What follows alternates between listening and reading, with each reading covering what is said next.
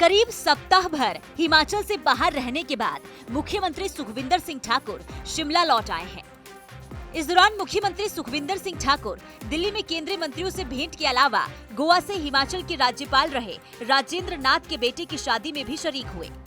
शिमला में पत्रकारों से बातचीत में मुख्यमंत्री सुखविंदर सिंह ठाकुर ने कहा कि हिमाचल के विकास के लिए 5 केंद्रीय मंत्रियों से मुलाकात की है, जिसको लेकर सरकार प्रोजेक्ट्स की टाइमलाइन तैयार करने में लगी हुई है।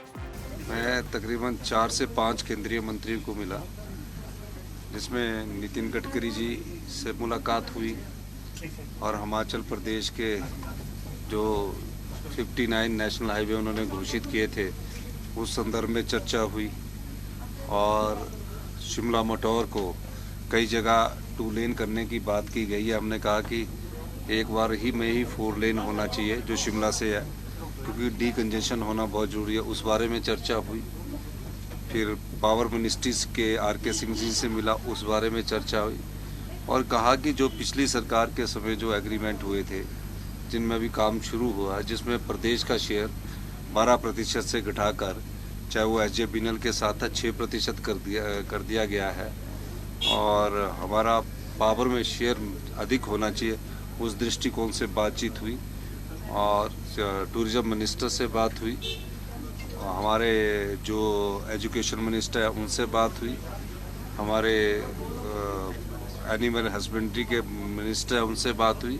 सभी से बात हुई और उन्होंने कहा कि आप योजनाएं लाएं, योजनाओं पर गौर किया जाएगा। और हमने कहा कि हिमाचल प्रदेश एक छोटा सा राज्य है, आर्थिक बदहाली के दौर से गुजर रहा है। जो सरकारी योजनाएं हैं उसमें हमारे को DPR तैयार करने को बात की है, तो उस संदर्भ में अब अगले आने वाले दिनों में मैं बैठ के करके योजनाओं को टाइमलाइन के अंदर बनाने की कोशिश करेंगे।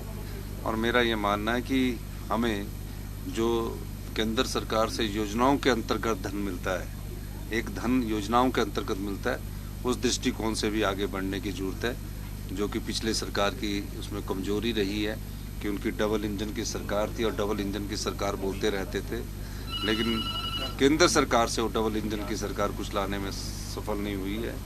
हम चाहेंगे कि आप अपने टर्म में तो नहीं ला सके, लेकिन हम जब योजनाएं भेजे तो हमारे लाने में आप जरूर भी मदद करेंगे। मुख्यमंत्री सुखविंदर सिंह ठाकुर ने हिमाचल में चल रहे सीमेंट विवाद पर बोलते हुए कहा कि ट्रांसपोर्टरों के साथ सरकार लगातार बात करने में लगी हुई है और जल्द इस विवाद को सुलझा लिया जाएगा। देखिए, मैंने काफ़ी कोशिश किया और प्रयास किया। मैंने हमेशा कहा कि मैं ट्रकर्स के जो ट्रक ऑपरेटर्स है, सरकार उनके साथ खड़ी है, क्योंकि हिमाचल के लोग हैं। हिमाचल के लोग होने के बाद उनके अपने ट्रक है, बैंकों से उन्होंने लोन दिया है। इससे भी बढ़कर बात, इन लोगों की अपनी ज़मीन गई है जब ये फैक्ट्रियां लगी है। अब उस समय के अनुसार और आज के अनुसार में बहुत अंतर आ गया है। मेरा ये मानना है कि अभी हमारे उद्योग मंत्री ट्रकर्स के साथ बात कर रहे हैं और हम 1 या 2 दिन में इस विवाद को सुलझा लेंगे।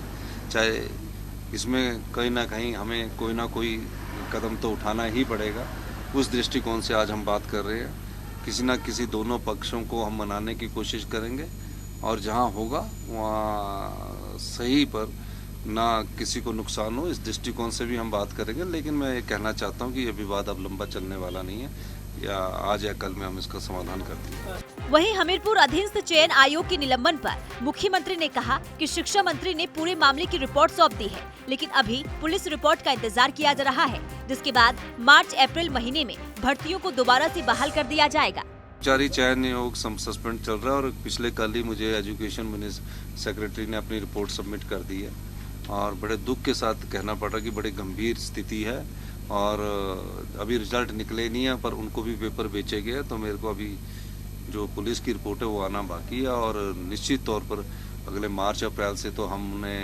जो पोस्टें हैं कुछ सैंक्शन करने जा रहे हैं और तकरीबन उसका टेस्ट भी करवाने जा रहे हैं। इस दृष्टिकोण से भी हम देख रहे हैं कि हमारे अप्रैल या मार्च के लास्ट वीक में जो नए एग्जाम हो, उस दृष्टिकोण से भी आगे बढ़ रहे हैं। काबिले गौर है कि हिमाचल में विकास का नया नारा देकर सत्ता में आने वाली सुखविंदर सरकार जनता का कितना भरोसा जीत पाती है, वो तो आगामी 2024 के लोकसभा चुनाव की तस्वीर ही तय करेगी।